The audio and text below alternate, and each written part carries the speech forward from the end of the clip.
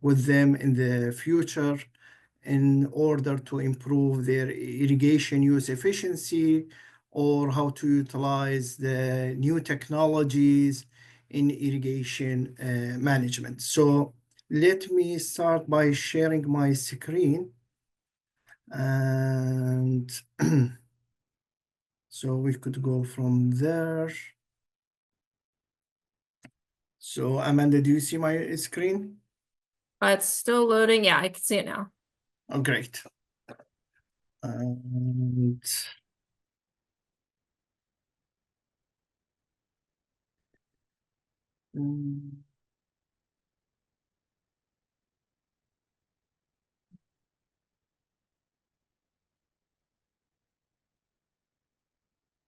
is it now okay? It's showing the presenter view with the notes. How about now? Is it same? Yeah, it's still the same. Okay. Wow. Let's do that one more time.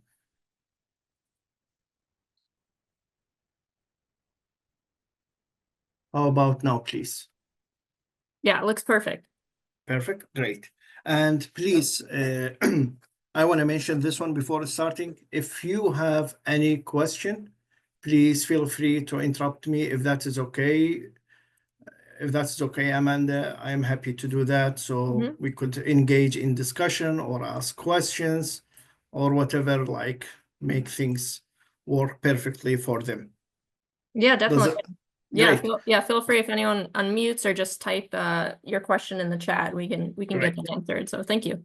Yes. Thank you so much for being here. And as Amanda introduced me, I will go one more round to introduce myself, and then I will share with you my educational and professional experience. Then we will start with the small scale irrigation efficiency lecture for the day. So let's see. Yes. My education, let's talk about my educational background. I got my bachelor degree in agricultural mechanization from my home country in the University of Mosul in Iraq. Then I was lucky to pursue my both master degree and PhD in the University of Nebraska-Lincoln, more so specifically in the biological systems engineering. And my focus was like my degree in irrigation engineering, and all my experience goes for the irrigation management for different cropping systems.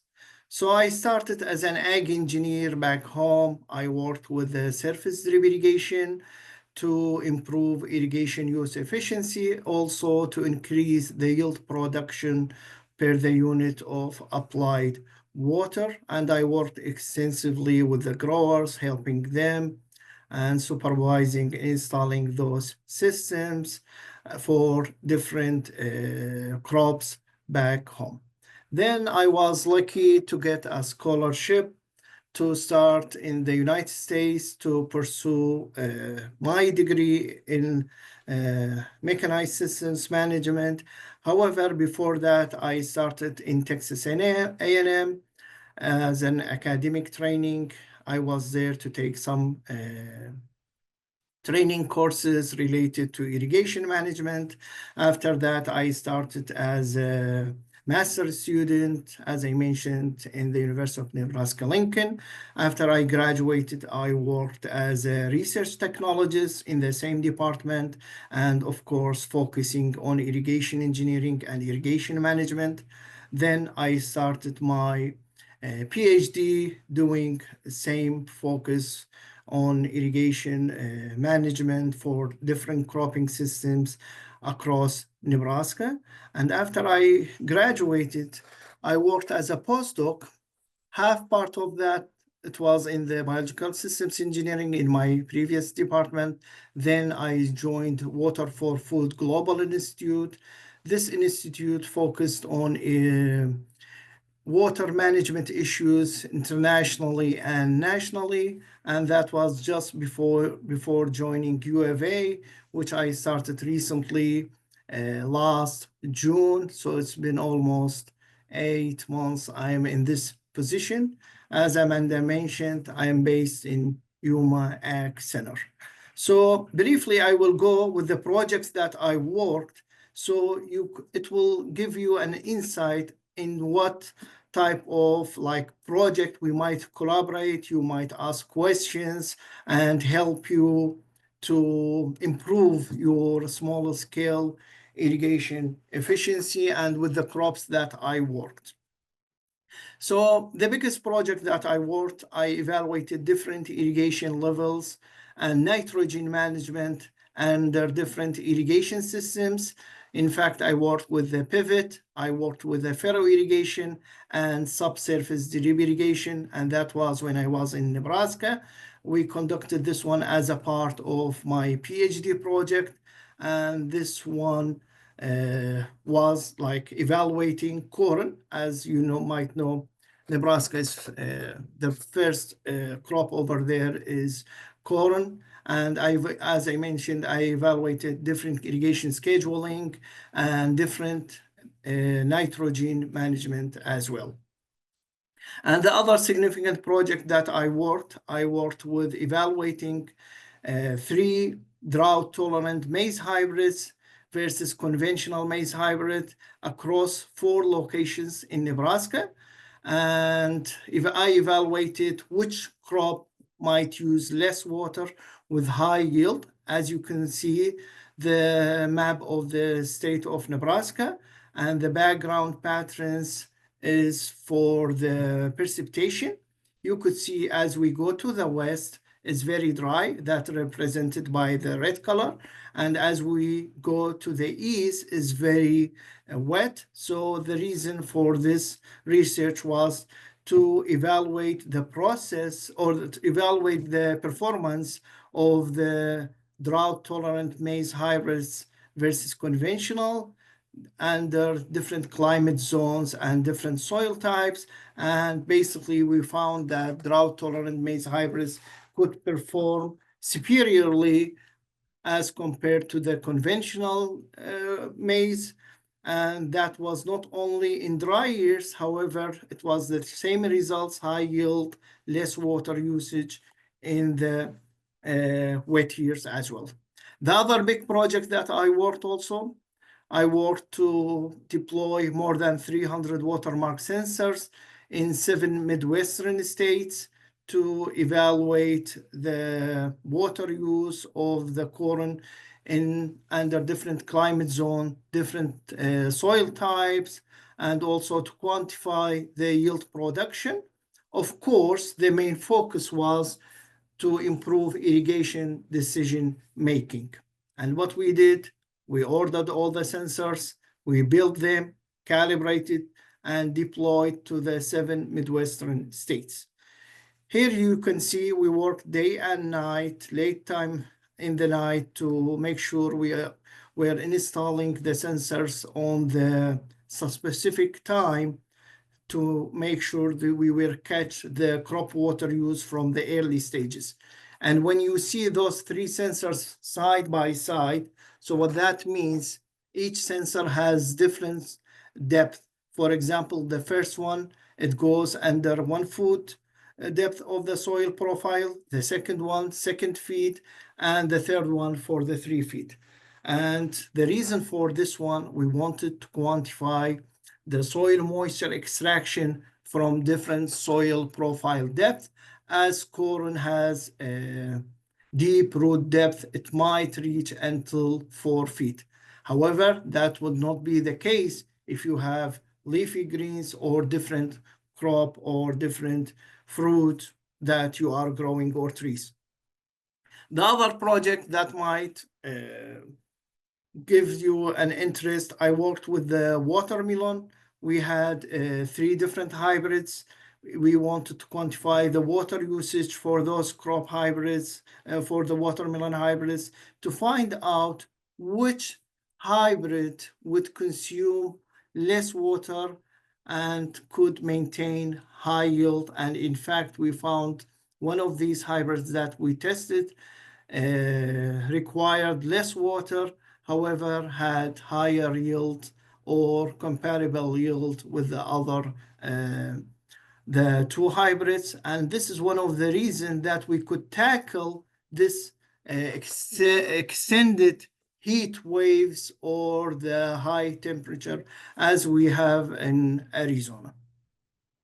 Overall, I worked with different projects, different cropping systems. I worked with the weather stations. It's called eddy covariance. I worked with sunflower in greenhouse. I worked in soybean with the soybean. I worked in the vineyard project and hops, all related to the water and nutrition management for these crops and how to improve. And the main objective was how to improve the irrigation use efficiency. As we all know, water is very critical and it's getting more significant due to all that climate change. So today, as Amanda requested from me last week, to develop a lecture about small-scale irrigation efficiency and how we could increase the irrigation efficiency. And I hope by the end of this lecture, you will get some good strategies to implement that in your small field to improve the irrigation efficiency that might save your time and the energy and might save you the cost also and improve the irrigation efficiency. It's not about only when we talk about irrigation engineering, it's not only we are talking about saving water. In fact, like in Yuma, the water there is very cheap. However, it's applying excessive water, it will definitely wash out the nutrition from the soil profile, and that will impact the yield negatively. And by the time, since we have very critical problem with the soil health in the desert area, that like by the years that you are downgrading your soil profile or the active root zone when you apply excessive irrigation. So my points is over irrigation is not recommended even if it's free or you have free labor or even energy. So it's very important to make the right decision with your irrigation application. Of course, to like the main objective to improve the sustainability and improve the environmental conditions. So in order to understand when you need to irrigate and how much you need to irrigate, there is very important term that we need to understand, and I need to explain that for you. And definitely you heard about this term in order to make the right decision for irrigation. So what's this term? This called evapotranspiration. And the other meaning for this one, crop water use. So what means evapotranspiration? Evapotranspiration, as you can see, is the two separate process or two separate words are here. We have like it's a combination of evaporation and transpiration. So those two things happen simultaneously, and we need to quantify them in order to come up with the right time for irrigation scheduling and with the right amount for irrigation.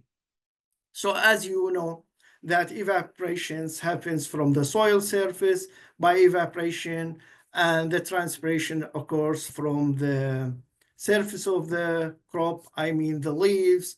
And so both of them referred for like as an ET, and this is very important word for or important component for hydrological cycle. So evaporation, simple definition for this one, is a process whereby liquid water is converted to water vapor, vaporization, and removed from the evaporating surface. That happens from the soil, from the lakes, sea, water, rivers, any body that has some moisture, and that happens to it goes to the atmosphere by evaporation. And of course, in order this process to happen, there is something need to drive this one. That thing is energy, and the energy for this case will be solar radiation or the sunlight. And for some extent, ambient temperature will drive that force. And that, in other words, if you have high temp that's surrounding the crop, the evapotranspiration or the evaporation will be high because the crops need to cool down in order to that happens. So it will start to lose some water to the atmosphere to keep regular temp in the crop, and also through that process will extract the nutrition from the soil profile. In the other hand, we have transpiration. As I explained a few minutes ago, transpiration consists of vaporization of liquid water that contained in the plant tissue, and that vapor removal to the atmosphere, and that happens through small, very tiny openings in the leaf called stomata. The stomata are very tiny openings in the leaf, and that's opens and closed based upon the weather, ambient weather conditions, also based upon the crop's needs for the to make that biological processing of the transpiration. So here is how it looks like the stomata. As I mentioned, those are very tiny openings in the leaves that open and close based upon the crop performance. And I need to mention this one. Those stomatas are not always open or not always like closed. When you have severe high wind or severe high temp, as happens that a lot in Arizona's during the summertime, those stomatas will shut off.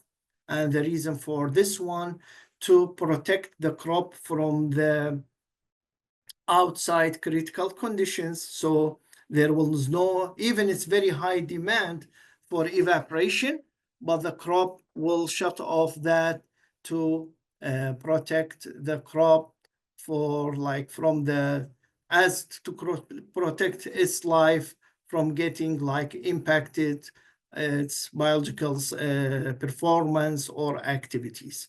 So when you see from the window or you are outside very high wind, don't expect the crop will need water, or you could like add water. You think that the crop is still processing, and there is a threshold for that. When it gets to, for each crop is different. When it gets to that point or that degree, the crop will stop completely. Even when it gets cold also, that scenario will happen to protect the crop. So what happens during the evapotranspiration or crop water use? That means that the water together with some nutrition is taken up by the roots and transported through the plant. And I want to mention this one, nearly or mostly all water taken up is by the crop is lost by transpiration, and a little bit, a very tiny fraction is used within the planet, and that is a process for the transpiration, and that is the way to extract the nutrition from the soil profile. For example, if you have dry soil and you have plenty amount of nitrogen, or you fertilize in the soil, it would not be beneficial for the crop, and don't ever think that crop is capable to extract that nutrition. So water is very essential to extract the nutrition from the soil profile. And I have to mention this one. When I say this, it has to be the right amount of the soil moisture, not excessive, not less. If you have excessive, that means you will wash out the nutrition downward to the beyond the active root zone. And if you have less or not adequate moisture in the soil profile, the crop will not be able to extract the desired amount of the nutrition. As a result, if you do some calculation, you will see the nitrogen use efficiency will be less. And after checking, monitoring, you will realize either you had excessive irrigation amount or less water availability in the soil profile. So again, why evapotranspiration or crop water use is important? As I mentioned, it's very significant component for the hydrological cycle, and it's one of the key component for irrigation management. So if you would like to know how much you need irrigation and when you need to irrigation, you have to understand and calculate or estimate crop evapotranspiration. And as I mentioned, those two processes, that the evaporation and transpiration, occur simultaneously, and like scientifically, there is no easy way to distinguish between them. As a result, we calculate that as a one component.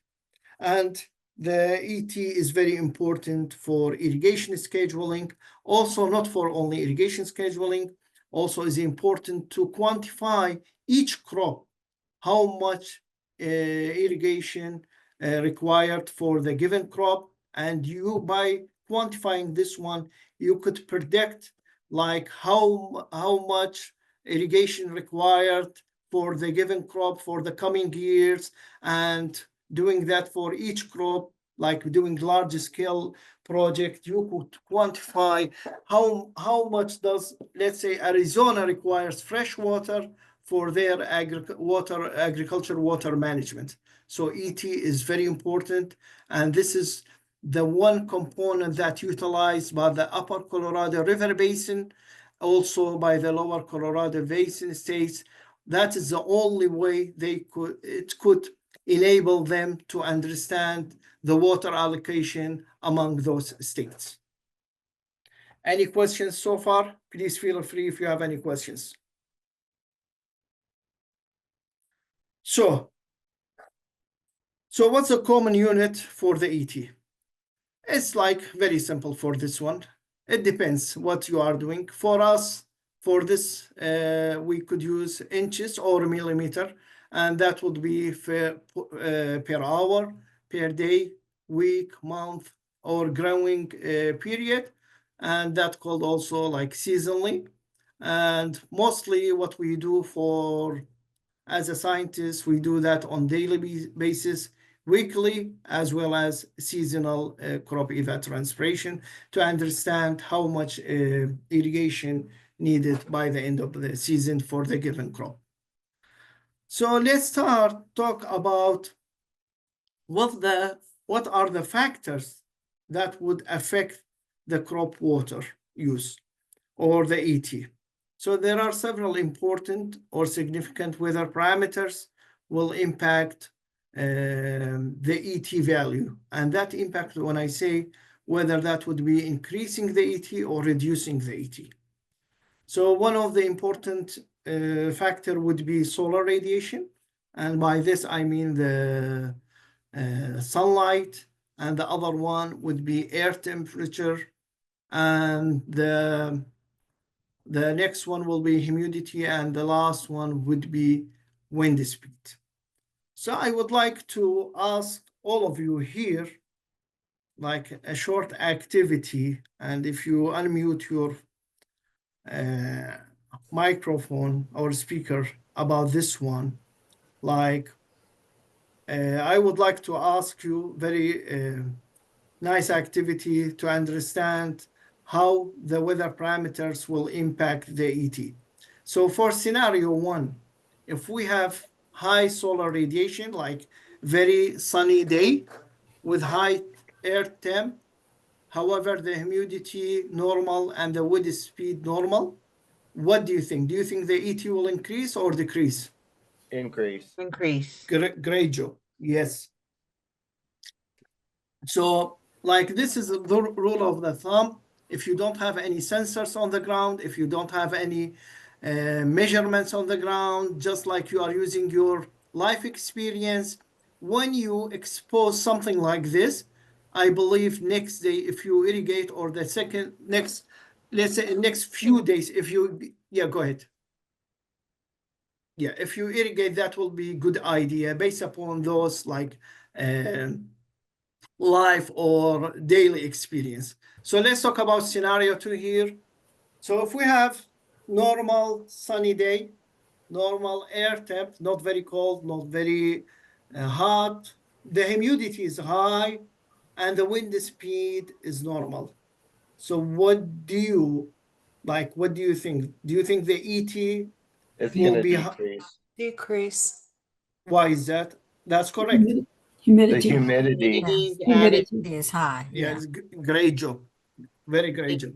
And those are the same questions, by the way. I'm teaching this class for the U of A Yuma distance campus in Yuma.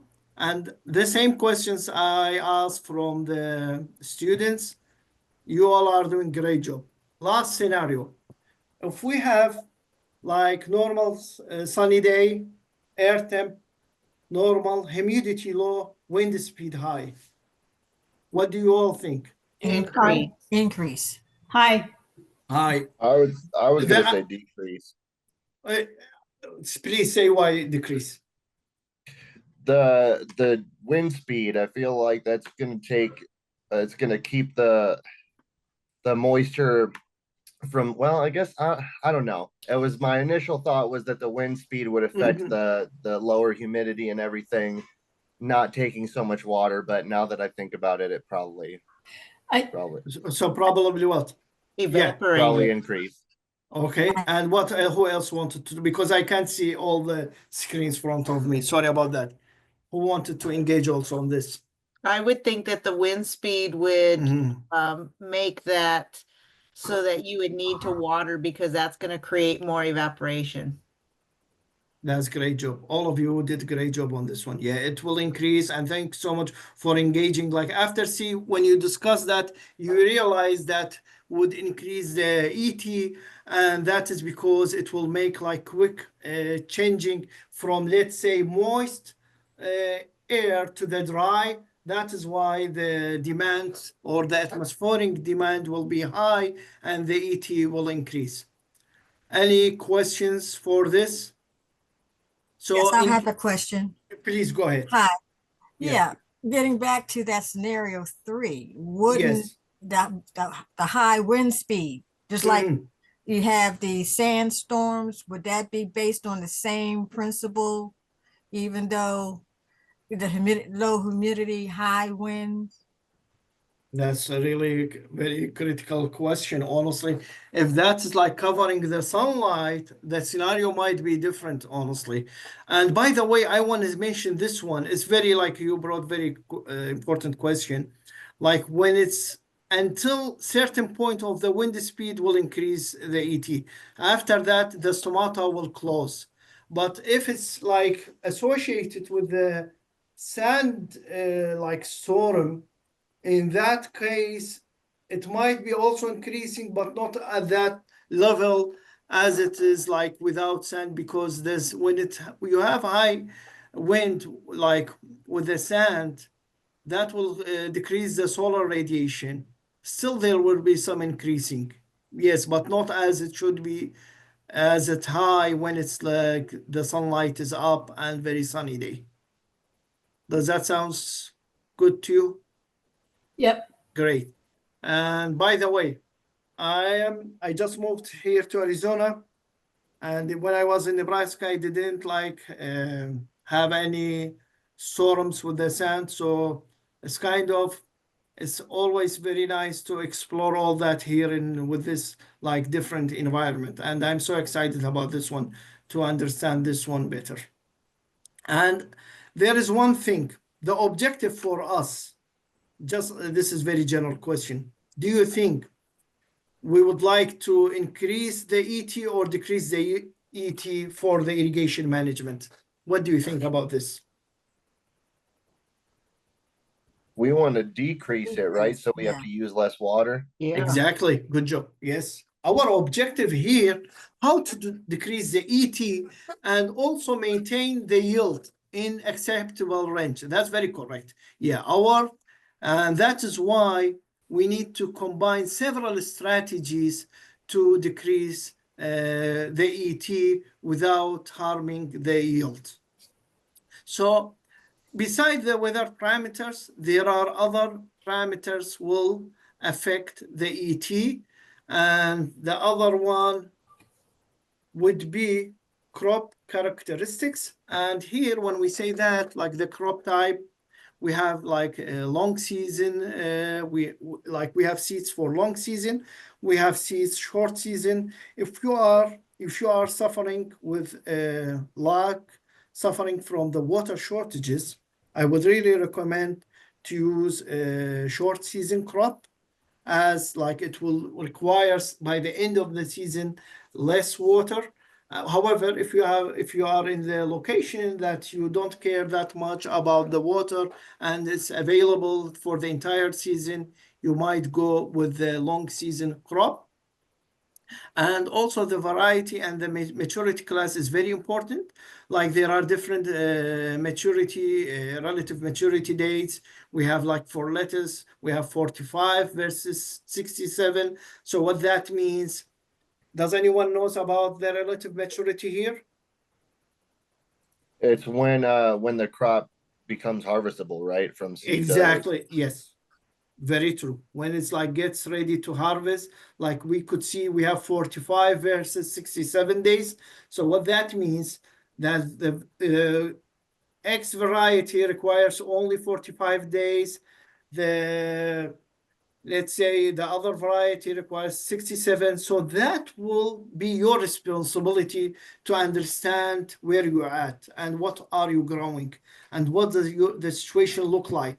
Like someone in Yuma would be different who is in Phoenix and in Tucson, because you have to be very site specific. If you are not like, even like I had a project last fall for the lettuce. In 1 acre field, we had 2 different soil types, and that would affect the ET value. So it's very important to be very site specific in order to improve the irrigation efficiency. And the thing might work with your neighbor or your, let's say, relative within the Phoenix area, doesn't mean that will work with you. I know you have a small scale, that's okay, but you don't need to compare yourself or your results with someone in the east or west part of the city. Any questions so far? I see in the chat area, I don't know. Ali, I have a question. Yeah, of course. It was a question that I brought up in the beginning of the class, and Uh-huh. I know the answer, but I just want to know if there may be some movement towards using water that we capture when it rains. I'm really interested in understanding how we could be better at rainwater harvesting and using those with our crops. Do you see any movement in the state of Arizona allowing us to do that as farmers? That's very nice question. To like the short answer, that is great idea. I have seen that in Tennessee a lot. They use the harvesting water. They have that strategy. But like given my short time in Arizona, I have no idea, to be very clear with you. So, but in any strategy that you think that you are saving the water, I would go with that strategy, and I believe it will be welcomed by the authorities, the state authorities, let's say the scientists, because your objective here is to save water. And you know, when the rain goes like for nothing, especially when we have excessive rain, that consider even bad for the soil, not like let's say beneficial rain, what they call that, effective rainfall, something like that.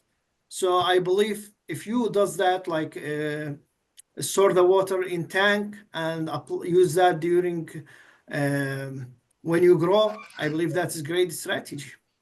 And I appreciate that. That looks very smart idea in the ways of conserving water. I have a question. Of course. Does like sun and shade have anything to do with the ET? Well, there is a strategy called mulching. That is, they use that in desert area. I have seen that in California a lot, in Imperial Valley. And for me, I didn't go that much far. I worked with my whole, let's say, last 14 years when I was in Nebraska. I focused on ET, but I never like had that experience to use, as you mentioned, shade or something like that. No, but might be in the coming seasons we could explore that. And as soon as we explore that, I usually write on the local newsletters. It's called IPM newsletters. Is based on Yuma. It's electronic version. I usually write there the findings. But for this one, I don't have any idea so far. And there is one question also on the chat from Annie asking about the soil. Yes, the soil is very important, and you will see that in the next slide.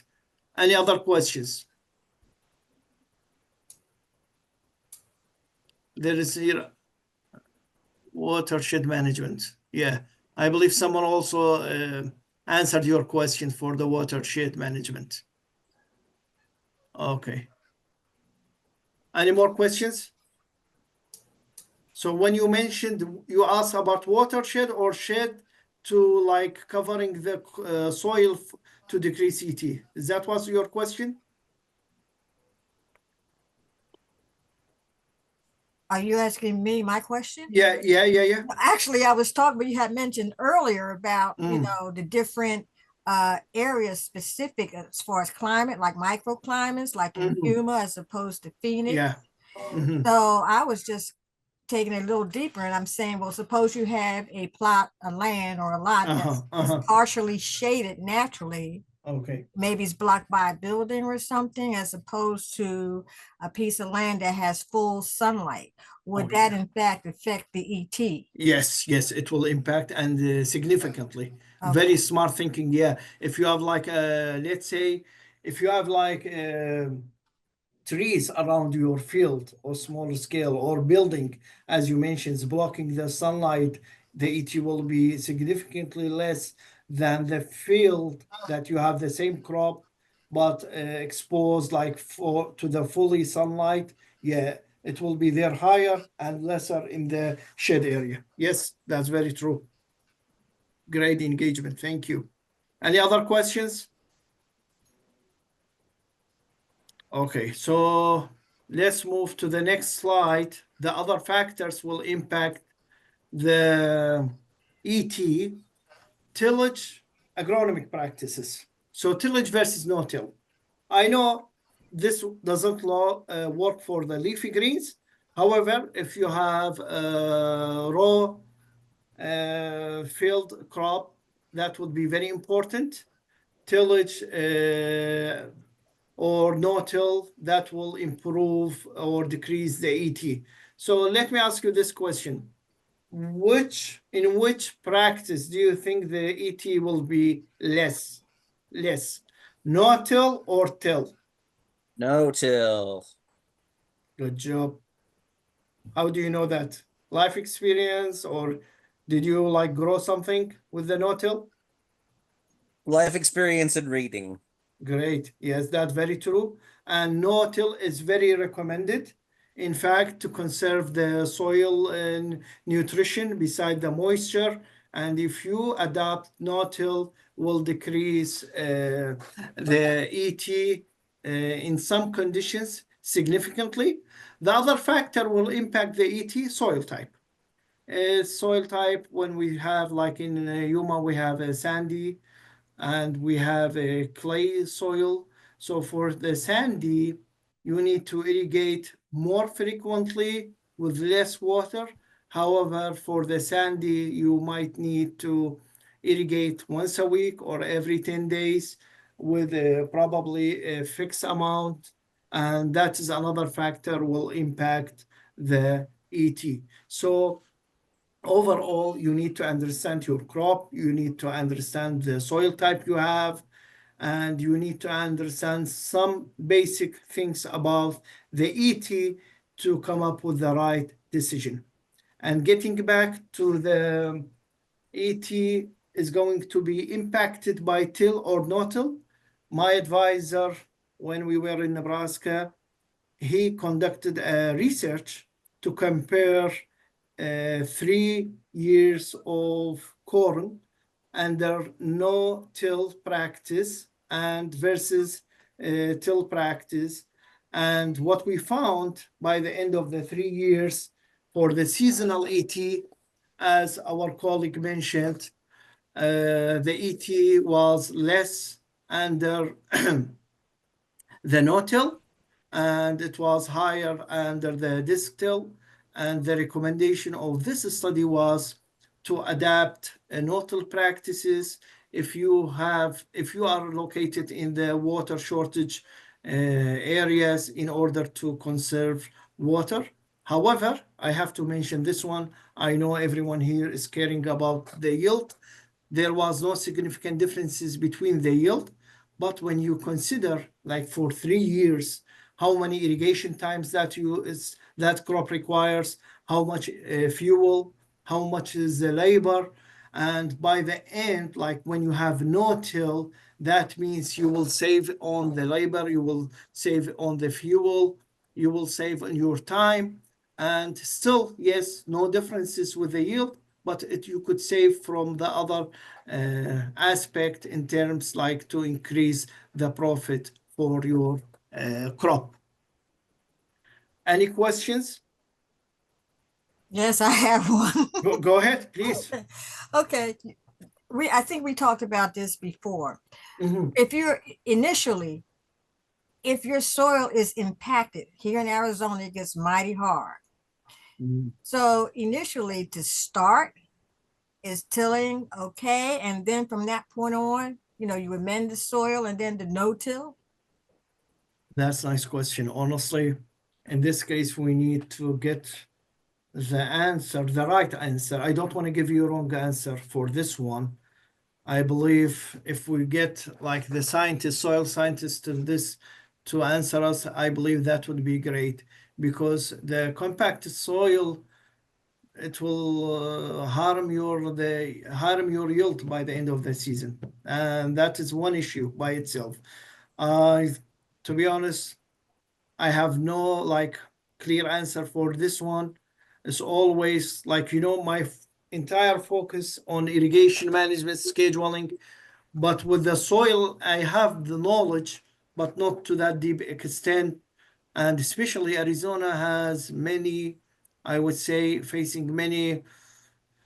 Arizona soils facing many challenging because of this high demand of evaporation, less precipitation, especially in Yuma. We only have less than 3 inches of precipitation for the entire year, and that is impacting the soil health significantly. To answer your question, we have to get some external help from the soil scientists to how conserve the moisture for the impacted soil, and that's what kind of preparation that we need. That's a really nice question. And these questions great for us to make us think critically, and also to make it as a research question. When that happens as a research question, that means we conduct a research in order to answer your question scientifically and to find out which is the best solution for this type or this kind of soil conditions. Any other questions?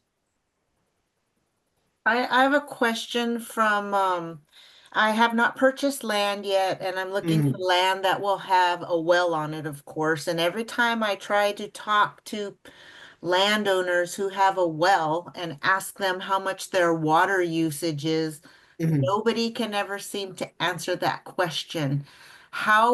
What's the best way for me to understand actually using from a gallon standpoint? Are there meters out there that can go on to the wells on the output side of things. I know that might just be a technical question from a pump standpoint, but I can never seem to get that question answered when I ask many farmers how much water they use. That's a very nice question. Honestly, we have the same problem in the Yuma Ag Center. We don't have flow meter and we don't know how much we are putting irrigation. It seems that is like very general problem. In order to get a right answer for this one, you have to have some gauges to understand how much is the water going per the time, Okay. and dividing that by the land size or the dimensions that you have, you will that will answer your question. Yeah, I agree with you. I have seen many examples like this. There are unfortunately no flow meters for understanding how much is the water going and for how long. That's yeah, there should be some flow meter you could install and ask any like small irrigation companies. They could help you with that. And what I am building right now or establishing in Yuma, like to utilize those flow meters to understand how much irrigation we are applying per event. Like the common irrigation amount is 1 inch. So if you don't have these gauges or meters, I agree. You cannot, like nobody will answer your questions. Monica, But- there are actually two ways Yeah. that you can estimate that. Okay, If the landowner has any paperwork left from when they had their well drilled or assessed, the flow rate is on that. And you can also, you can do it if they would allow you, but you can turn on like their frost-free spigot or whatever, turn it on full blast and run it into containers and for a minute and see how many gallons you get in a minute. And that will also help you estimate the flow rate. Yeah, I'm Right. more concerned with water usage. As an example, did I use 500 gallons in the month of January, and then for the month of February that may be decreased based on maybe some practices that I put into place to help me still get my yield, still get my plants watered, but I implemented things that helped me reduce my water consumption. That's kind of what I'm looking for from a metric standpoint. I see what you're saying. great, Engage. And thank you so much for sharing your insight to help how to find out how much. Yeah. Again, you need some flow meter in order to get there and understand that one. Okay, thank you. And that is nice thinking, honestly. Thank you so much. Thank you for the question. Any other questions? Okay. So let's move to a very simple equation. So when Amanda asked me to develop a nice lecture for today's, I tried to not go that much deep. However, I wanted to share all the principles that will definitely help you to understand how much water you need to apply and when you need to apply that water. I mean here, irrigation water. So there is very simple equation for this one, very straightforward. And it's not only used by the growers, it's used by the scientists also. So it applies to every level, every occasion, every field. It's very simple, nice, and straightforward if you would like to be precise with your irrigation application. So what is called this one? It's called like crop ET or actual evapotranspiration. The equation is the reference ET times KC. What we mean here by KC here is crop coefficient. The crop coefficient is provided in the tables by extension publications. It's so much easy to get that. If you cannot find the crop coefficient for your crop, you might find that within the neighbor states, let's say, extension publication. Just I'm saying, for example, like you are interested in a crop that doesn't have its crop coefficient available in University of Arizona's extension publications. You might check that within California, Utah, New Mexico, or even other states like has arid or semi-arid climates. For example, some parts of Texas or any other like the western part of the United States in order to get that value. And for the ET references, you could obtain this one from the weather stations. And for the University of Arizona, we have great network for the ET references. It's very easy to check the ET reference. And when you multiply those two components or two factors together, you will get the ET for the given period. Have any one of you used this equation before or heard about this equation? No, this is the first time for me. Okay, yeah, you see, it's very straightforward, and I'm pretty sure like everyone would like to use this one, and it's easy, and also you enjoy when you use this one. It's like you will know how much ET or the water consumption was for the last week or the a week before, and you need to apply the same amount of the water that loss. So let's get what means reference ET. So this is a reference evapotranspiration. Again, the ET ref is available on the Arizona's meteorological network. And we have two reference ET. And this is just for your information. I would like to explain everything so you will have the knowledge about every reference or the two things of the reference ET. We have reference ET, ETO, and this is like obtain the ET from the grass that is about 3 to 6 inch tall. And the other reference ET, the second one, ETR, this is obtained from the tall grass, let's say alfalfa, like more than 20 inch tall. So based upon these two information that I provided to you, which one do you think would work for Arizona, ETO or ETR? R. Why is that? Well, yeah, let's make a discussion, please. Engage to this discussion. The crop that is grown in Arizona, and you were looking at a cool season grass also, which I guess would work in Arizona if you were looking at it in the cool season. But most crops are raised actually in warmer times. What do you grow? Quite a few different things. Right now I've got a lot of onions, garlic, I'm starting some tomatoes, artichokes, cucumbers, squash. I've got a couple of avocado trees, which are barely hanging on, but I've gotten a couple of avocados from them over the years. That's great. Okay, Jim. Yeah. So what are the other answers here, please? What do you think? Which one is more close to Arizona? ETO or ET? Yeah, Jim's mentioned ETR. I would say R. My question to that is, wouldn't that be based on what naturally grows in this climate as opposed to reference ETO? That's referring to cool season grass. And here, most of the grass that's planted is like, it's not naturally grown here. You have a lot of people with lawns. So wouldn't that refer to what it's close to naturally that grows here, ETR?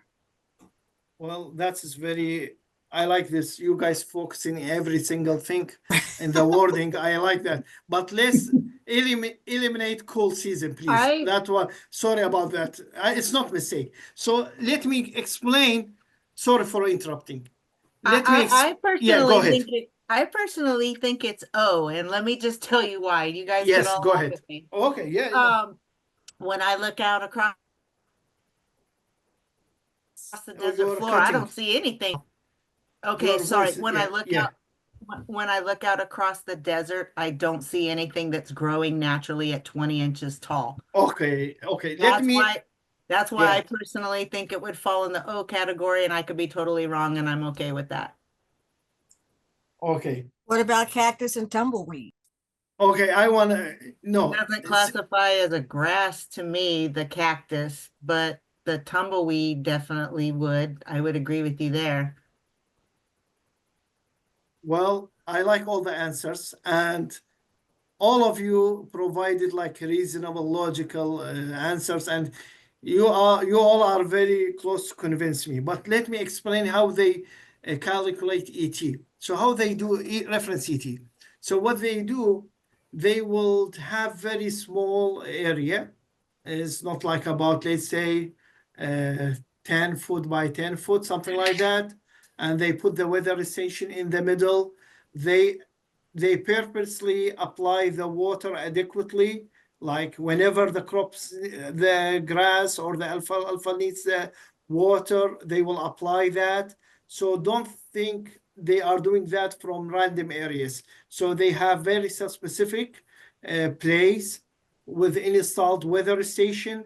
And for the whether that would be grass, the short grass, let's say, or the tall alfalfa. So what they do, they round of the year, they apply the water adequately. So how about like this, after knowing this one, what do you think? Which one are we using in Arizona? ETR or ETO? R. Still R? Okay. I feel so, yeah, are. Okay. Okay, let me answer the question. I liked all the engagement. I like all the answers, and I cannot say you guys are wrong. When you have corn and when you have, let's say, lettuce, which one do you think is more suitable for that one? Let's say for corn, which one are you going to use? Regardless, Arizona, say in anywhere. I'd say R Why? because it's 20 inches. Exactly, correct answer. How about if you have a small crop, short crop? Oh. Great, that's right. Great job. And you guys did great job. Yeah, if you have, it depends on your crop. If you have like short crop, you have to use ETO. And if you have that tall crop like corn or soybean or the other crops, sunflower, you should use ETR to be more accurate. Any questions? Pretty good. Great. So Amanda, are we on time? I don't know, like. Yeah, you're doing perfect. Yeah, we have another hour allotted, so whatever time Okay. you need. Okay, sounds good. I thought like if we exceeded the 1 hour, we could like, that's okay. Since we are on time, great. So here is how it looks like the weather stations. Those are the weather stations. They use to quantify ETR, to quantify ET references, whether that would be ETO or ETR. And you could find all this info online, and I will share the link with you to how to find the ET reference. As I mentioned, Arizona, University of Arizona has great meteorological network. It's everywhere in every county. And how you could find the ETR or ETO for your field, you need to find the closest one, the nearest one that would represent your field. And having the AKC, multiplying both of these two factors, you will get the actual ET. So after getting to the link, it's called Azimuth. You could find this one online. It's so straightforward. It will pop up a window like this, and checking to the weather over there for the given county, you will find like this Azimuth weather data. After clicking there, You're you not will, showing us anything. oh, stopped? Okay, Yes, a long time ago, I think. okay. No, we still Good. got it on our end. It might be you. Yeah, So I'm do you seeing see- it. I'm Seen it. seeing it. Yeah, I got it. Oh. Is everything okay? Yeah, I see it. Okay, so you will get our, for the azimuth meteorological, you will get this one. It's within the University of Arizona's website, and they are doing really great job here. And you could find the weather data. You could see those green dots beside the station names. Those means they are active and working across the state. Of course, you need to find the one nearest to your field, whether that you are in Phoenix area or in Yuma, for example, or in Maricopa, and just clicking that, you will get a window like this. So when you get a window like this, you need to find out how much is the reference CT, and I highlighted that. You see the top box or the top rectangle is for the reference evapotranspiration. You could see that. And the columns goes for the day of year, like which day of the year and the date. Then we have another column for original azimuth. You don't need to go to that one. The right or the correct one that you are looking for, it would be under Penman-Monteith equation. This is the scientist who, let's say, came up with the reference ET by applying some equations. He was able to get the most accurate reference evapotranspiration. So when you see the red rectangle is for the daily one, and beside that for the cumulative. So just I would like to ask you this: how much was for the reference ET from day 1 to day 2? Could you give me an answer for this one? Are you just looking for the day or the accumulation amount? When you need to look, that's a nice question. You need to look to the accumulation amount, so you will know how much was for the 2 days of January. Let's say from January 1st to January 2nd. Do you know how much 35? was? What's that? 35? Excellent. Excellent. Yes, 35. Just look at this one very closely. Okay, how about from 4, sorry, let me make sure, from 4 and 5 of January, 4th and 5th January. 50. Looks like 0.89. Good job. Good job. Kendra also, I saw that on the You're chat just area. you're just Okay, taking that's those and great. adding them up, correct? Exactly, for the given time. So this is the way to obtain ET, reference ET. Any questions? How much was the precipitation from day 1 to day 10 on January? How much that was the precipitation? None. 0. Great. Look at I have a this one. question. Go ahead, please. If you wanted to do a 10-day spread, Yeah. how would you add that up? Let's say, Just summing up that. That's it. You need to sum up that. Oh, you Okay. just add them all together. Exactly. Gotcha. Yes. Any questions? So on the right side, the cumulative side, that's Uh-huh. not already giving us a running addition. Isn't like on day 2 of 0.23, isn't that a cumulative addition of 0.12 and 0.11? And thoroughly, I mean, moving forward, like the 0.3 cumulative day 3 is the addition of another 0.07. Ooh, you're Good job. right. Yes. Sorry about that. Good catch. Yeah. Yes, already that one giving quote. So when you go down to the last one is 3.83. That is the entire cumulative until 27 days. Correct, sir. Yes. Yes. But for the So left not- side, so you not- need to sum up that. But this one is Gotcha. already giving that you. Good job. Okay, Good got, catch. Thank you. Okay. And same for the precipitation works that way. And when you check this one, you need to go under the Penman-Menteith equation, because this is the right calculation. And see, they have for the original azimuth, we don't need to go with that one because scientifically we follow the Penman-Menteith equation.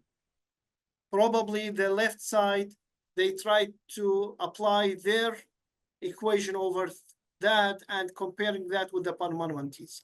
And that is, see, it's even more easier for the cumulative one, as our colleague catch that, made it so much easier for us. Any questions? I do, please. Great, go ahead. And thank you for again. Oh yeah, no worries, thank you.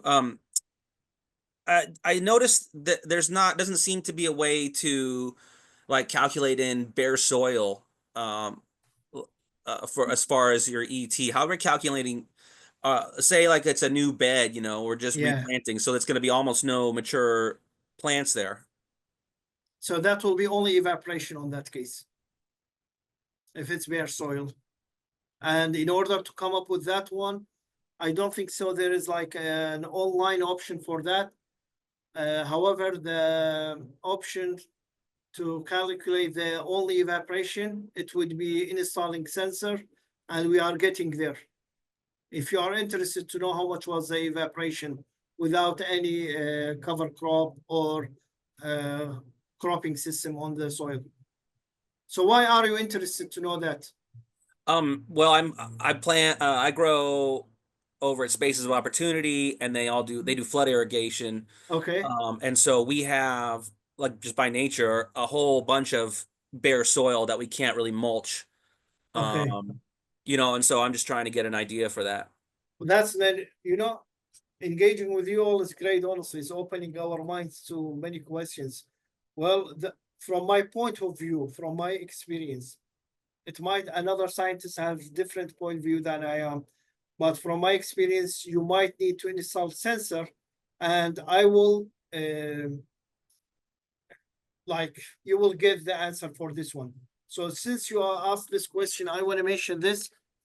After this lecture or presentation, I'm willing to work with each of you one-to-one or to any questions that you have, like these kind of critical questions, like I have a bare soil, I would like to understand how we could calculate ET.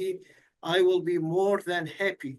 And that is why I hired for it, to work with you, to develop another lecture and to answer all these questions, to make sure that you get to be satisfied with your calculation, with your irrigation decision, to know how much the evaporation rate was for the bare soil between the growing seasons.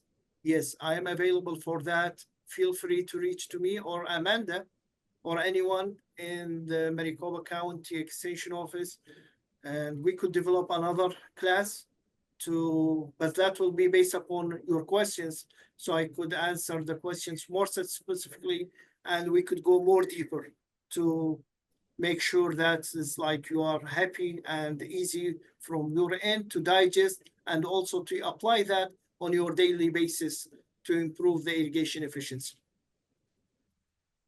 well, thank you very much. That's very generous of you. Well, I would like to share my knowledge, but at the same time, it's mutual learning. I'm learning also from you. Always the growers or the stakeholders are brilliant because you are facing the real challenging. We are not facing that. And I am here to answer those questions scientifically, not like hypothesis. Oh, this is what it will happen. And no, we need to conduct research, and we might write a grant to collect all these questions to answer the majority of these questions. Yep. Any other questions? No, sir. Thank you for extending yourself. Of course. Question for you. Yes. Earlier, when you were just going through your experience, you mentioned maize crop that or variety that was drought tolerant that did well as watermelon. Can you tell us what specific varieties those were? I got some part of your question. Honestly, I don't know. The voice is not very clear. I know you asked about the drought tolerant hybrids. So if you, yeah, would you mind to repeat that one more time, please? Yeah, what I was wondering is Yeah. varieties you Uh-huh. found to be successful for the maize Uh-huh. and the Yeah. watermelons. Yeah. Or what were those varieties? Is that your questions? Yes, it is. Yeah. Oh, great. Yeah. The varieties for, excuse me, for maize hybrids were provided by Pioneer Company in that time. And we were investigating that for them. On that time, it was not commercially available. So what we did, the company's objective on that time was they developed 3 drought-tolerant maize hybrids and comparing that with anyone like commercially available. So from like my knowledge from that time, it was not available commercially. And we tested by the UNL scientist. In each side, there was one irrigation engineer professor evaluating that for them to provide the feedback and on how improving those hybrids. And for the watermelon, same scenario. Like that is sometimes the collaboration between the industry and the universities, like to evaluate their seeds, whether that will be drought tolerant, whether that would be, now we have drought and heat tolerance, both of them like combined to provide the feedback, publish the results, so it will be adaptable by the growers. I don't have the exact name, like the commercial name or the brand for that one, unfortunately. But that was the case. Like I explained how we started the project. It was part of the collaboration between the university and industry. And those, I want to mention this one, those, let's say the agronomic practices with the seeds are very dynamic. So if you have a research that recommended given agronomic practices with the given X variety for the lettuce, let's say, or corn, or whatever you grow, cotton, not necessarily that would be applicable today. So that has to be updated frequently. Like now I know they are trying in Arizona to update many crop coefficient values because it's been outdated for a long time. And that is based upon the publications. And they started that in 2016. But now 2016 is considered like time ago. I cannot apply 2016 for today's in 2025. Those has to be updated, and we always work with industry when they have drought tolerant or heat tolerant for Arizona especially. We would like to test, evaluate that. When you have a question like this, hey Ali, what do you recommend for lettuce or onion? I would say please go with that brand which is available in the market, is proven, could increase the yield and increase the irrigation efficiency because it worked in the hard environmental conditions of Arizona. But someone did that one in Nebraska, or let's say did that in Iowa. I cannot recommend that to you. It's big significant differences in terms of the environmental conditions. Even the soil is very different, like between the two states. So we need to test, evaluate those here in Arizona in order. I could tell you, you could use this one, please, based upon published results, not like, trust me, use this one, you will be successful. No, we have to quantify that. It has to be like, you see the graph, how much irrigation we applied, how much fertilizer we applied, and we got that this much of a yield, and we save this much amount of water. So that is the answer, and we need to work hardly, honestly, to reach to that point. Thank you. You're welcome. I appreciate the question. Thank you. Any other questions? Yeah, I have one more question. I'm Go sorry. ahead, please. I No, always no, have you lots of don't need to be, questions. no, you don't need to be sorry. I'm here to answer all your questions. If we cannot finish today, I will be more than happy to coordinate that with Amanda again to do another lecture for this. So when it comes to irrigation equipment, Mhm, when you look at other industries, everybody's, out there to have the most efficient equipment. correct. My spray pattern, covers more. I'm more efficient. Are Mhm. you aware of any companies in the irrigation sphere that are better than others? Are there irrigation companies that we should stay away from?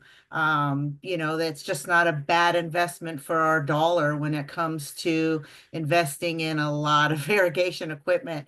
I'm looking at that field behind your picture, and Mhm. that's a lot of money and material that's not a consumable, right? That's a large investment.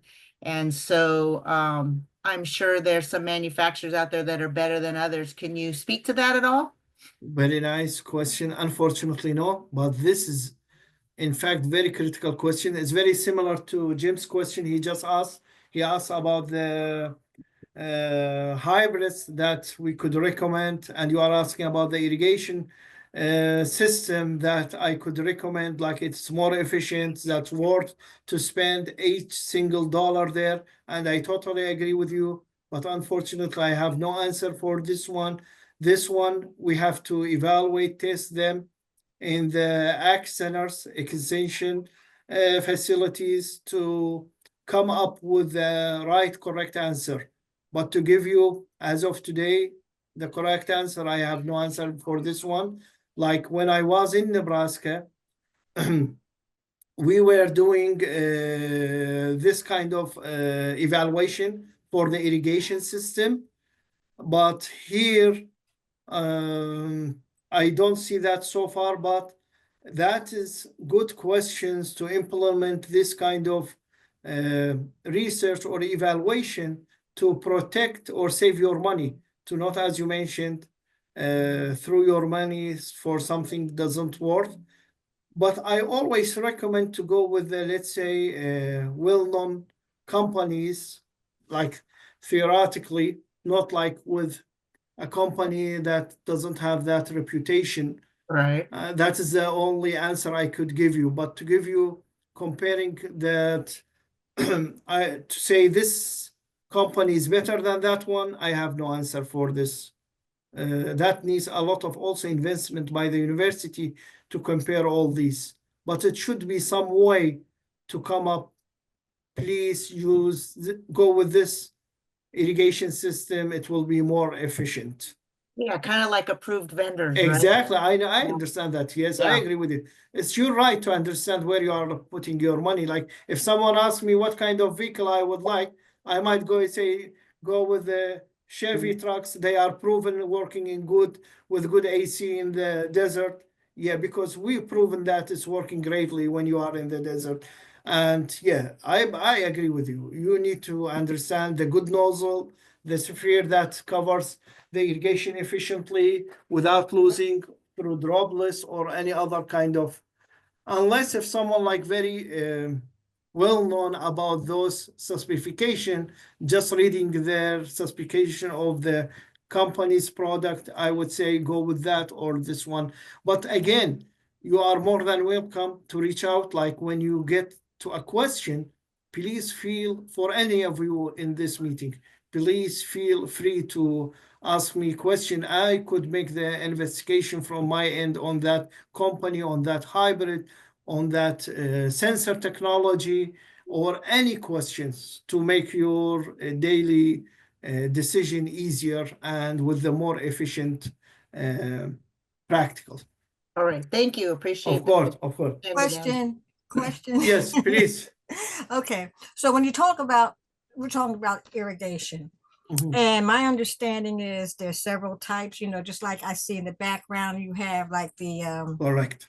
irrigation.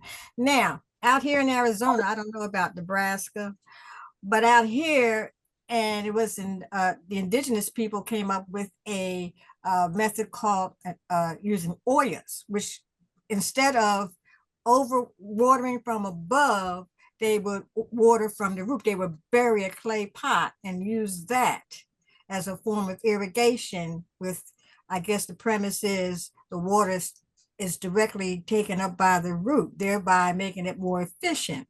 So let me ask you, have you tried that? And do you see possibly maybe an underground irrigation system? Would that work as opposed to an overhead sprinkler?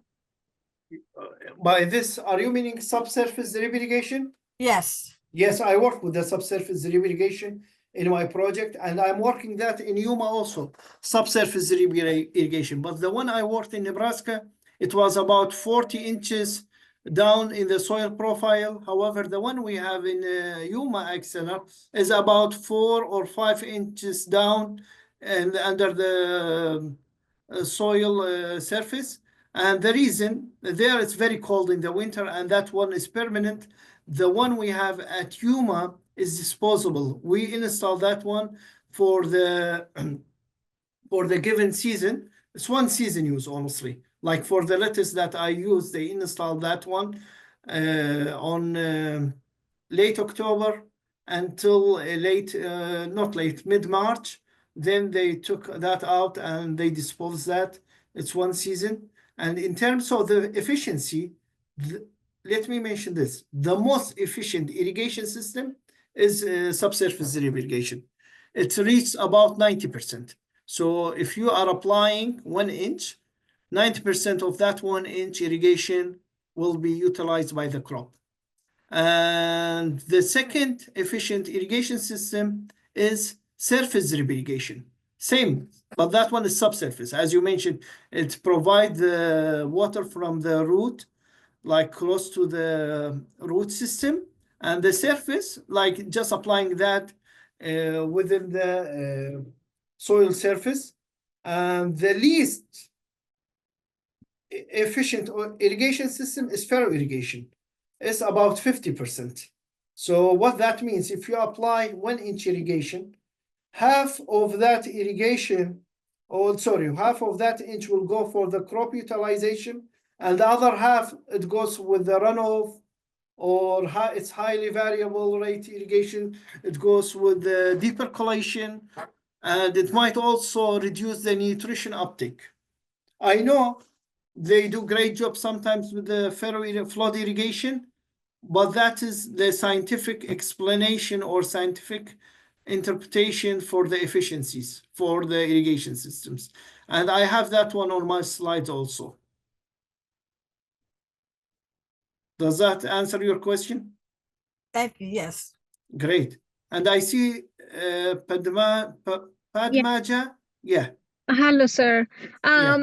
I have a question. In your experience, do you see any implementation like a multi-layer garden or the multi-layer farming? When you say multi-layer farming, could you say that in other words? Something new for me, this terminology, honestly. So multi-layer farming is something that you start off your farming or the garden with the tall trees, and then this is the most popular in places like in India. Okay. I really see that we could adopt in Arizona, where we already always struggling with the heat and the temperatures here. So by starting your farming with the high tall plants, that can give a lot of shade underneath, we will start the next phase of growing with the second level of growing. Okay. Right. So gradually you come down to n number of layers. So 5-layer is the most popular, or a 3-layer is the most popular in India. I really embracing that idea and wanting to do that. So here is the question. So when we start off like in that style of architecture, when it comes to the irrigation, we have a variety of biodiversity there, needing different water needs. The tall trees and the shrubs and the ground root and the herbs at the bottom, or the root vegetables at the bottomest, right? The lowest level.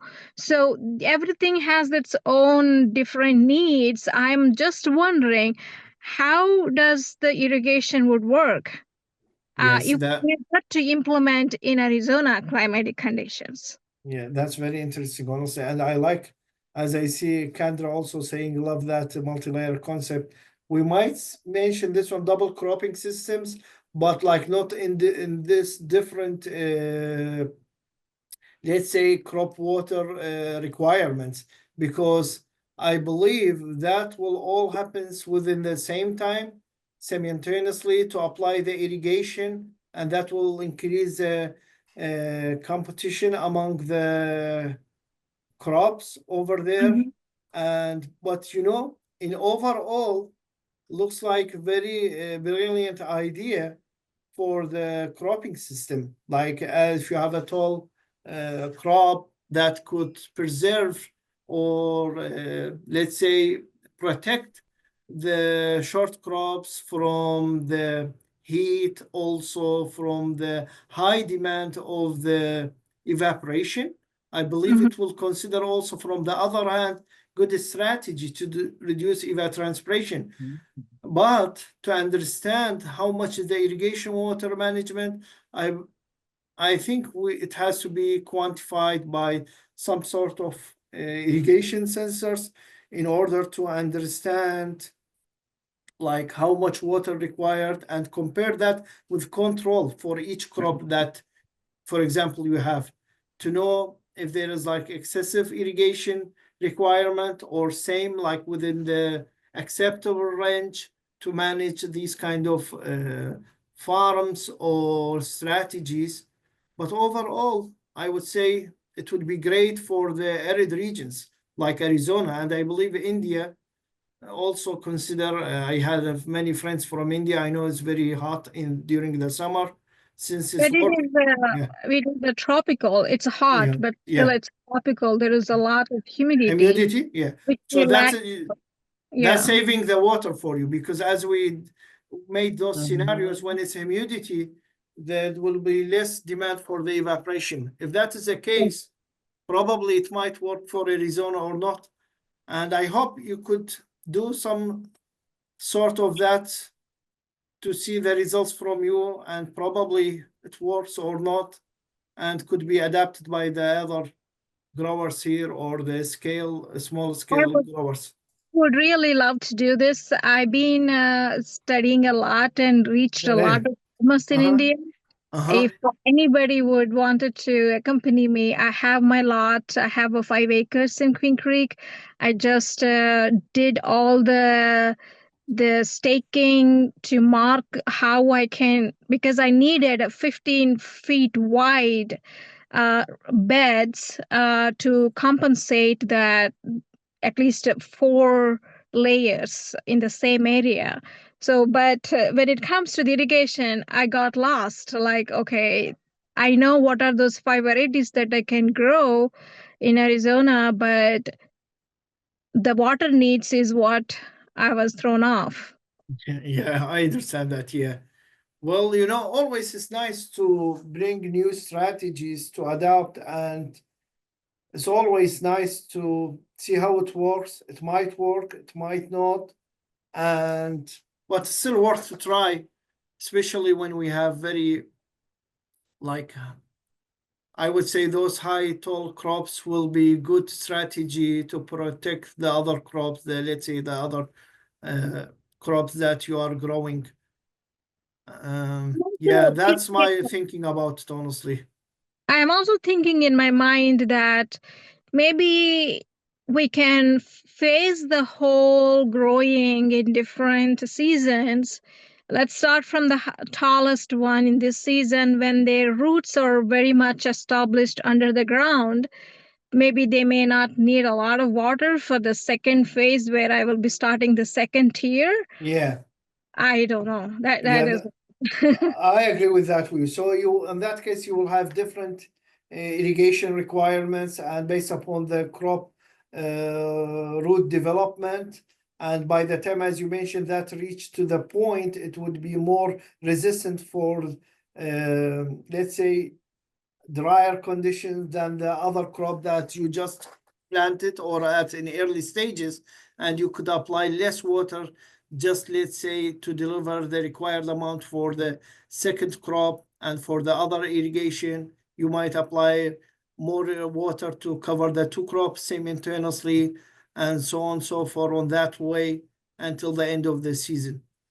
It might work, yeah, but that is overall, it's nice strategy. And it would save a lot of, let's say, land if you have that like kind of strategy. Yes, you could I would have. like to just offer in this group that if anybody wants to collaborate with me on this kind of experiment to see if this is work, that would be great. Yes, yeah, why not? Yeah. Do you have a way where we can follow you so we can see your progress? Not yet. I don't have any social media yet, but I did a lot of layout designs and everything. Right now, I'm in the very, very initial stages of I finished the grading and about to do the irrigation. I started a lot of tall trees, kind of a nursery. I'm going to put them in the ground or transplant them as soon as I finish my flood irrigation to that area. But I'm not close enough to help, but I would love to watch you, follow you, and then just be cheerleaders. I think we're all going to need that at some point. Yeah, thank you so much. Yep. You're welcome. Any other questions? So now let's get back to the lecture, and we understood how to obtain the ET reference. And as we mentioned that we could get it from Azimuth. It's online platform available within the University of Arizona. You could find the nearest weather station to your farm, and you could get the reference ET, the cumulative, and you could see the precipitation also over there. It's very informative, and you could find the dates for your crop is for the entire year, and it's kind of, I would say, straightforward for the reference ET. And for the next part, I will explain how to get the crop coefficient. So here is the crop coefficient. So what is the crop coefficient? Crop coefficient has no units. There is one, like there is a crop coefficient for each crop. It depends on the varieties and depends on the crop growth stage. And you could see the number, and the y-axis is starting from 0 until 1. Can you share your screen with us, Ollie? It's not working? No, all we see is your cute face and that field in the background. I'm seeing it. I'm seeing it. Oh, and maybe it's something on my end. Let me double check. Okay, check. I got it too. I see it. Great, great. All right. Thanks, you guys. Do you see it right now? So it's on y-axis, you could see the numbers. This starting from 0 to 1.20, and that depends on the given crop and the given crop stage. For example, from A to B, if you see that, it's called initial. And if you see that 20%, what do you think that means, the 20%? Growth. Growth? Nice. And what else? So when we say growth, that what means 20% of growth? That means it's covering only 20% of the soil surface. And when we go from B to C, it's called KC development. That is development stages. And you could see from the beginning, first day until to that point, it's about 50%. That means, again, the 50% of the crop growth, as well as it's covering 50% from the soil surface. So what at KC development, when we say 50%, How much is the evaporation? How much is the transpiration?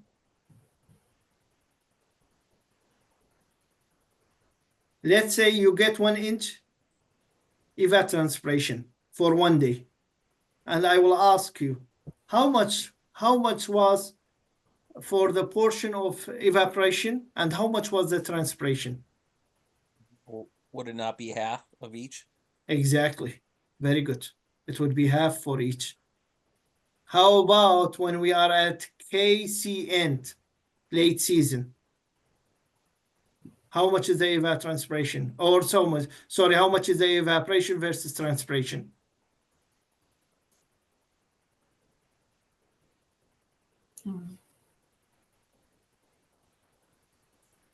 At KC development, Jim, I believe, Jim, correct? Yes, sorry. Yes. Yeah, who answered me? Sorry, I'm losing I can't see who's answering me. Anyway, one of the colleagues mentioned at 50%, 25 goes for the transpiration, 25% goes for the evaporation. How about at KC end, like during the late season, which is 100%? So how much is the evaporation? The portion of evaporation, how much is the portion of transpiration? Do we assume it's 100% transpiration at this point? Great job. Very nice point. So that means the crop that you have is covering the soil surface entirely, and the evaporation almost is minimal, 0. Let's say it's 0. There is no absolute quantification for this one, but yes, it's 100% goes for transpiration. And how about that during the initial stage? It's 20%. How much is evaporation? How much is transpiration?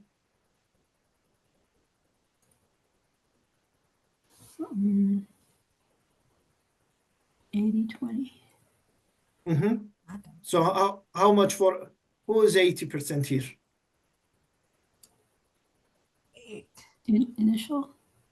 That is initial stage. How much when we have 20% of evapotranspiration?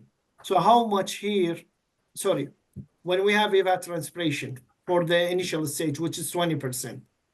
So how much that considered for evaporation and how much considered for transpiration? Let's say you have, yeah. 0.80.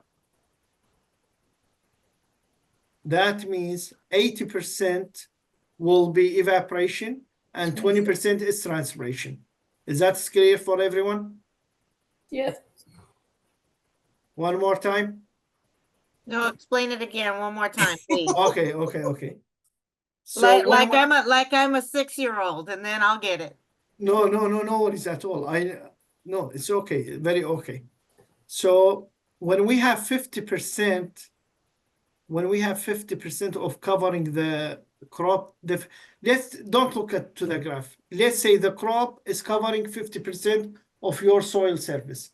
And we said evapotranspiration is combination of 2 words, transpiration and evaporation.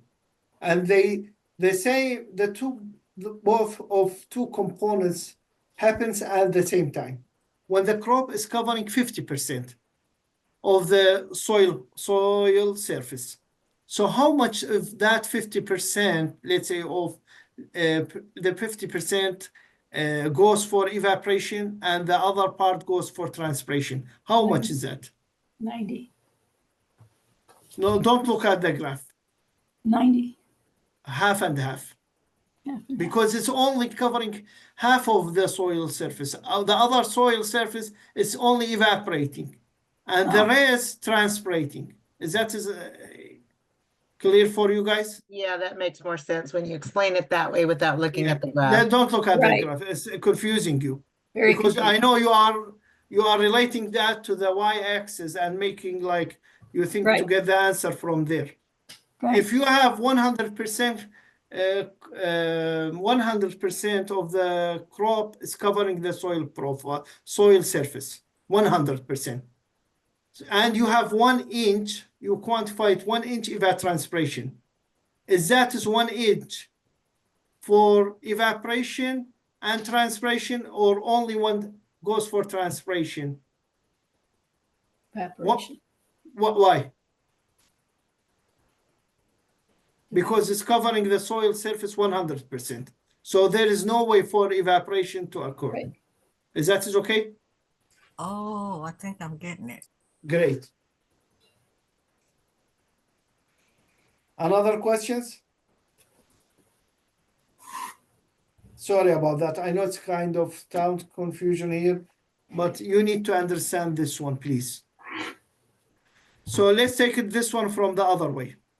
So crop coefficient, this is crop coefficient, and we could get this one from the curve that developed by the universities for growers in order to manage their irrigation scheduling. So this is another component of that equation. The first component was the ET reference, and we explained to get that one from the weather stations or from Azimuth for Arizona. When you log on there, you will find how to get the reference ET. And for the second component of the equation, when I say the equation, I mean this equation. This equation, equation number 1, ETC or actual or crop evapotranspiration equals ET reference. I mentioned this one we could get from Azimuth, and this is crop coefficient. You will get it from this table. Is that clear so far? Yes? I want to hear yes, please. Yes, Is yes, that yes. yeah, great, great. Okay, so we have several stages for crop coefficient. We have initial, okay, that means the crop only covering 20% of the soil surface. We have crop development stages, which is starting from point B to point C. Is that clear? And we have mid-season crop stages, which is start from point C to point D. And the late season, that is near to harvesting time, it starts from point D to point E. Is that clear? Yes, no? Yes. Excellent, excellent. But don't worry. The university will show you the crop stages like this. It's ready. You don't need to look at the graph. It's so easy. And so, for example, for cabbage, how much was the KCB? How much was that? 0.30. Exactly. How about KCE? That means the late season. 0.85. Great. Easy. That's very nice. Easy? Easy. Very, very straightforward. How much is for KCB for alfalfa? You said 0.40. KCD? Okay. KCB. B. Oh. Yeah, 0.40. Great. How about KCE? Same. Great job. That's all what you need to understand. So let's have a small homework here, not homework, in class activity. Okay? Okay. Do you see this one? Yep. A lettuce crop is at the KCD, means the development, growth stage. And I already provided you the ET reference. How much is the ET reference from October 20th to 24th? How much is it? 1.20 inches for 7 days. Are you following me? Yes. Great. So how much is the ET? You know the equation for the lettuce. How much is the ET?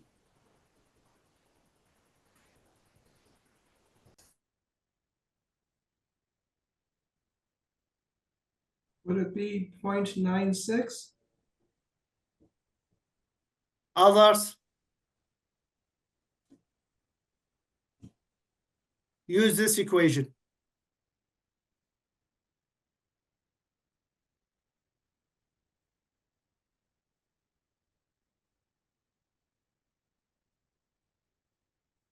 Excellent. Good job. Yes. Did anyone get this answer? So what that means? What this answer means? This answer means you need to apply this much irrigation. That's it. It's very straightforward, very easy. Check this question and ask me questions if you didn't get any part, please. Well, This when is you, when yeah, you go say ahead. that that's how much water you have to apply, how Yeah. do you measure that? Well, that means you have to have the flow meter. That means you have to have some sort of the gauges with your system. What are you using? If you are using surface drip irrigation or subsurface drip irrigation, you should have some sort of the flow meters and you know the emitters. That needs another lecture in order to quantify that for you. But this is the rule of the thumb. That means you almost need to apply 1 inch irrigation for the past 7 days. So what is your purpose here? Your purpose here is like you have money in the bank account. And let's assume you have $100. And when you go to shopping, you spend $30. In the end of the day, you need to return that $30 to the budget. So it's same way. When you fill up your soil profile with the water, the losing amount for the previous 5 days or 6 days, that will depend on your calculation. When are you doing this one? When you did from October to 24th, you found there was 96 inches of losing of irrigation. Simply that means 0.96. Simply that means you need to return that 1 inch back to the soil profile. And next time you need to calculate that from October 25th, let's say to October 30th. Is that correct? Is that clear for you guys? Yes. I don't hear the yes a lot. Is that correct? Yeah. I'm still on the fence, but I'm starting to see it. Oh, you don't see this one? I understand the concept is the Okay. math that throws me. Okay, the math. Okay. How about the rest of you? What do you guys think? I think because it's a new concept for all of us, it's just Okay. a little bit challenging for us to grasp. Like you're used to seeing this, you teach it. For Yeah, us, it's very brand new. I understand. That is why I will take more time to explain this 1 more time, 2 times, 5 times. I don't mind to explain this one 10 times. And also, if there is another opportunity for next lecture, we will go through this one again and again until everyone gets this concept very clearly. This is the only way to understand how much irrigation you need to apply.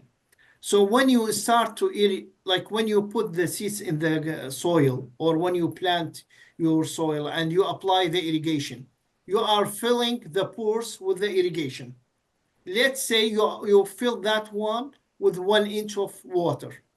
And after 5 days, definitely you will lose through evapotranspiration half of that at least, let's say. Like that probably will occur that in next 5 days. After 5 days, you need to reapply that ½ inch in order to maintain the irrigation in your soil profile 1 inch until the end of the season. So the crop will not suffer from droughtness or we will not suffer any stress to make the moisture adequately available for the crop for the entire season from day 1 to harvesting. And the only way to understand this one, you have to utilize this equation. And it's so easy. I will tell you how. The lettuce, they divided the lettuce here for 4 stages. The initial, the mid stage, the development stage, and the end of the stage. You know where you're at. Like your lettuce is started like to emergence 5 days ago. So until next 20 days, it will be in the initial stages. You will use 0.80. Luckily, everything here is 0.80. So you will apply that with the reference ET that you obtain that with the associate dates from the azimuth, from the Arizona Meteorological Network, you multiply that, you will know exactly how much water used by the given crop, and simply you are returning that used water back to the soil profile. That's it.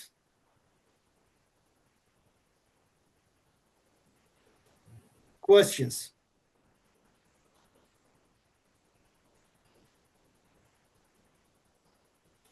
Everyone understood this one, please? I think half. Do you have a question? Your hand's raised. I see some got it here. That's good. I will explain this one more time. Okay? Yes? Sorry, I was muted. Is 7 days? Thank you for acknowledging the hand. Is 7 days just like the standard for irrigation? No. Why do we No, not no. do this for 3 days or Do it 3 days. 14? Do you have the time for 3 days? Do it. Okay. I see. If you, this is just for example, very rough example, this one. That's nice question. Yeah, please ask me questions so we could clarify many points that is not clear for everyone. That is depend on you. If you do it on a weekly basis, if you have a sandy soil, you need to do that in every 3 days. You don't need to wait so much. Probably your soil get dry. If you are in the middle of the summer, I don't recommend to wait 7 days. No, do it as you mentioned, 3 days, 4 days. I agree with you. That's a very nice point. Can we have a copy of this presentation? Of course, of course. Yes, I will be happy to share this one, and I will be available to answer those questions. I know it's not easy, but I'm trying my best to simplify this for everyone. And trust me, I will not leave anyone without without understanding this equation. So any other questions? Please ask me questions. To the rest will get benefit of your question also. Don't be shy. Yes, please. I have a question for you. Go ahead. Let's say in reverse, does this equation also work? Let's say you have a big monsoon rain time and the bank is extra full. Yes. And would it also tell you not to water? Yes, yes, very nice. Okay. Yeah, I don't want to jump there. Yes, I did this one. Was one of the quiz I provided the students. Yeah, the balance will be different on that time. So you will get a negative value. That means you don't need to apply irrigation. Yes, that's very nice point. But I don't want to confuse you all about this point. Let's today just think when and how much irrigation you need. Yeah, it will be reserved and it will work some other way. Yeah, it will tell you that. Definitely.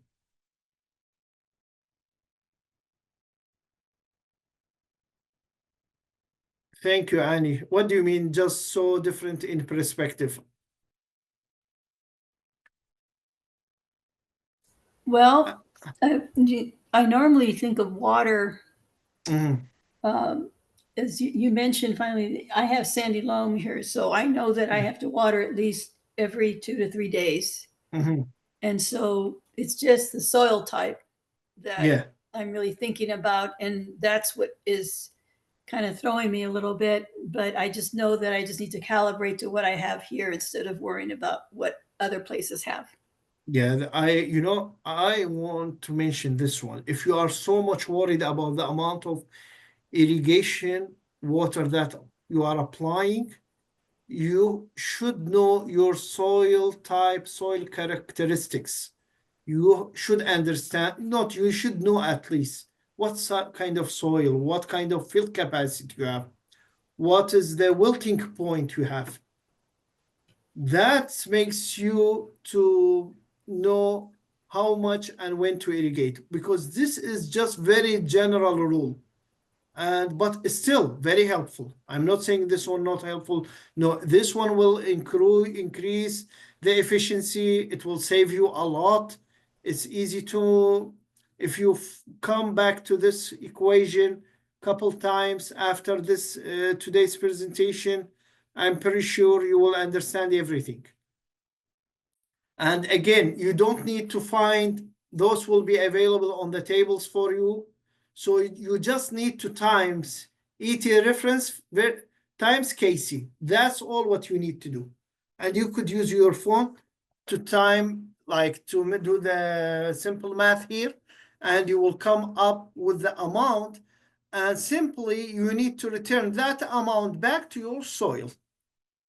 Reapply the irrigation or apply the irrigation to get the soil until to the field capacity. Any questions? Yes, me again. Okay. Yeah, why not? Okay, I think what is confusing for me is looking at the graph, the crop number. Does that represent the ET reference or compared to the ETR in the solution? That's kind of what's throwing me off. What number does that represent, the crop? KC, this one, the table that front of us, representing the KC for 4 stages. I mean, the 4 stages, those stages here. The initial, the development, the mid-season, the KC end, late season. You could see the initial crop development, mid-season, late season. This table represents those values. Well, the crop number, what value does that represent? Oh, that crop number? Oh, that's not related to, like, this number, like the crop number based upon the table. That's it, not something else. I copied paste. I took the screenshot, sorry, for this one from an extension publication to get it ready for you to see this one. Don't confuse that with crop number. Only check about the crop name and those 4 stages of the crop growth. Okay. Yes. The first column, KCB, is for the initial, the other one of the development, the third one is KCD for the mid-season, and the last one is for the late season. And you should know where you're at. Like, you know where your crop at. Like, as you know the age of everything, like your kids, you know where your crop as which age. Okay. Got it. Thank you. Any other questions, please? Does this use a, okay. Let's see, I have on the chatting. It's really cost effective to spend all the time on this to effective user. Because this, does they use any of these calculation for? It's really cost effective to spend all the time. You know, if like there is a easier way than this one, just utilizing sensor and by numbers, you could say you need to irrigate and just checking the value of the sensor, what's reading. Should we move to the next stage? I believe that is a good answer for you, Tony. Should we move to the next stage? Do you have any question for this? Any questions? I think we're good. I think we're good. Great. Amanda, are we good with the time? What do you think?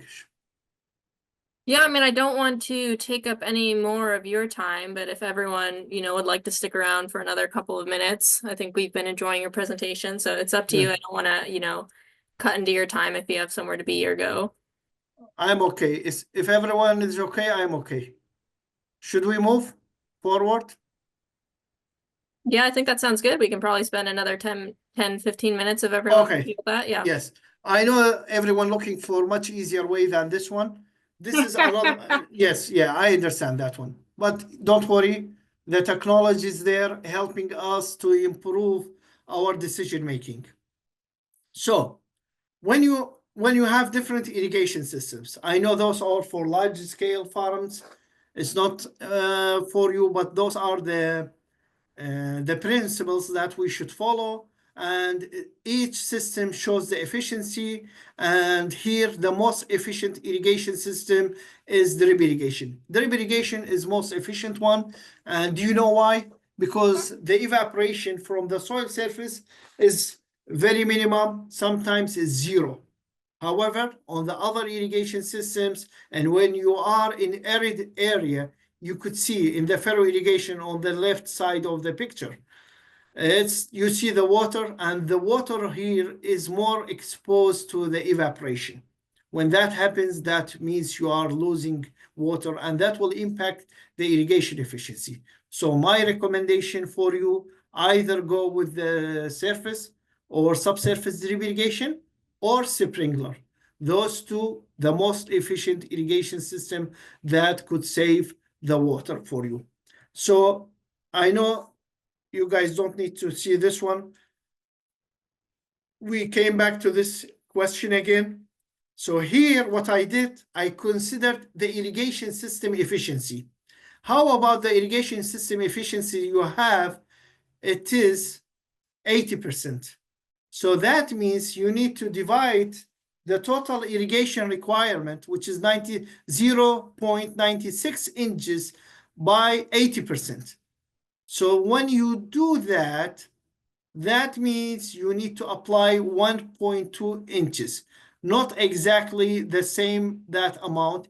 You need to consider that 20% lost. So how much that? So when you apply back 1.2 inches, that means you apply the total required amount, and by considering the irrigation efficiency, because the irrigation, there is always some losing, some sort of losing, due to like the system design, as our colleague mentioned, the sphere design, the sprinkler package that you have is not working perfectly, or you have some leakages. So in order to make very precise, you need to consider the irrigation efficiency in your calculation. But like I don't mean you have to do that, but if you are so worried to be very precise with your irrigation amount, then take the consideration of the given irrigation system you have. If you have drip irrigation, I would suggest go between 80 to 90%. And if you have sprinkler, that means 75 to 80%. And when I share those slides with you, you could use those values that I provided here.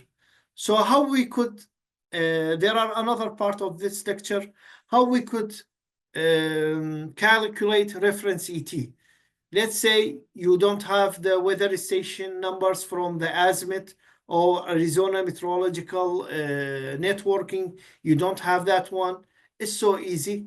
You need to put a pan of evaporation close to your field. Somewhere is like without any obstacles, no buildings, no trees near of this one, and put the water, and you need to put some ruler over there.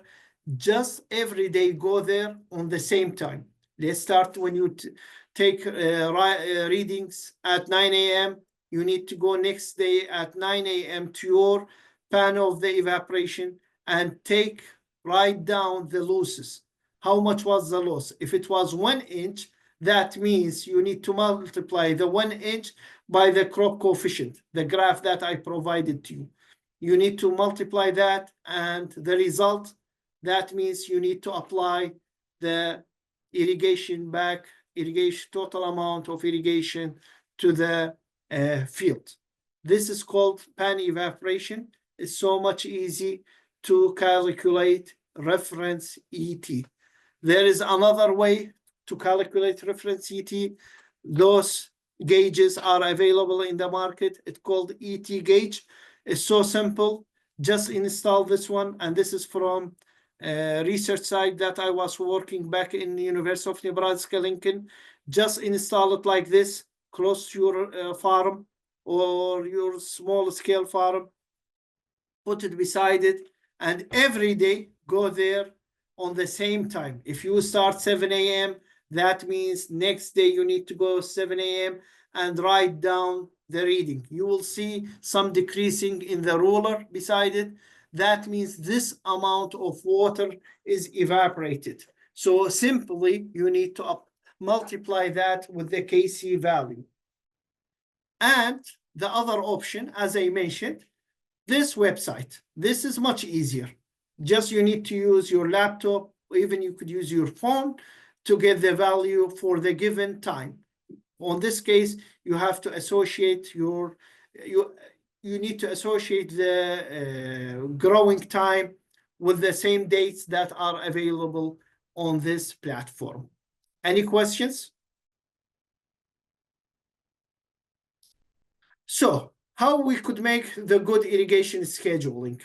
As I mentioned, technology is making so much easier. So what we need to have like confident not to over irrigate or less irrigate. So there are several methods for irrigation scheduling. One of them is the easiest one that most growers follow or adapt that one. It's called fixed schedule or calendar irrigation. So what that means, for example, you apply irrigation every Monday, 1 inch of irrigation, or for 2 hours running the system for irrigation application. And the other one, it calls threshold, and that is depending on the soil moisture sensor that you will install. And the last one called soil water balance. I'm not going to explain that for you. That requires deep and many steps for calculations. Here, I will show you the numbers of the soil moisture sensors adaptation across the nation, and you could see the number of the farmers that adapting soil moisture sensors. We could see about 7% or 7 farms in 7% in Arizona, and you could see the rest of the states how much are using the sensor technologies for their irrigation scheduling. So what are we trying to do with the irrigation scheduling? This is how it looks like your soil, similar to this one. You need to fill out the soil with the water, and that is the blue. Do you see this slide? Does everyone see this one? Yes? Yes. Great. So you need to fill up this one back until filled capacity. We don't need to fill it until saturation. Saturation means it's extra water. If you don't do good irrigation decision, you might reach to saturation, or you might reach to the MAD. What means MAD here? Manageable allowable depletion. That should be about 50%. So if you could fill up the soil profile between 50% to 100%, you are in good situation. In that case, your crop will not suffer or exposed to the water stress. So as irrigation scheduler, you need to maintain the water level between field capacity and manageable allowable depletion, not below manageable allowable depletion. However, if you have a crop with shallow root depth, you need to maintain at least 75% of this field capacity. Even you don't need to reach to MAT. If you have corn or soybean or cotton, until manageable allowable depletion is okay to empty the soil profile from the water.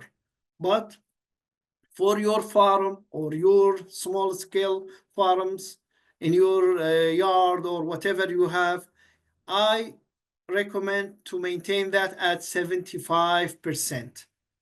You don't need to make it close to the permanent wilting point. If that happens during the critical stage of the crop, like during the reproductive stage, it will impact the yield big time. Is everyone clear about this point, please? Yes? Yes. Great. Any questions? Okay, so this this diagram shows like, just imagine your soil profile looks like this one. We don't need to make it saturation. So what means saturations? You will see some ponding water in the soil profile, soil surface. You don't need to see that. And you need to make sure that you are maintaining, again, the water between field capacity and mat. This is the best irrigation management. So in order to come up to that point, you need to use these kind of sensors that are available in the market. And I really recommend this type of sensors because for my research, I worked with this one and it's so much easy to use, so much affordable and very accurate.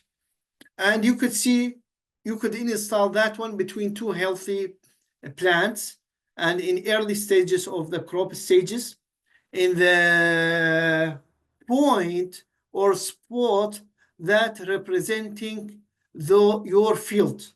You don't need to do it in a location that is kind of very high or very low spot, or you see unhealthy plants. It has to be at the spot that representing the majority of your crops. You don't need to install it between one tall crop and the other one is still emerging, right?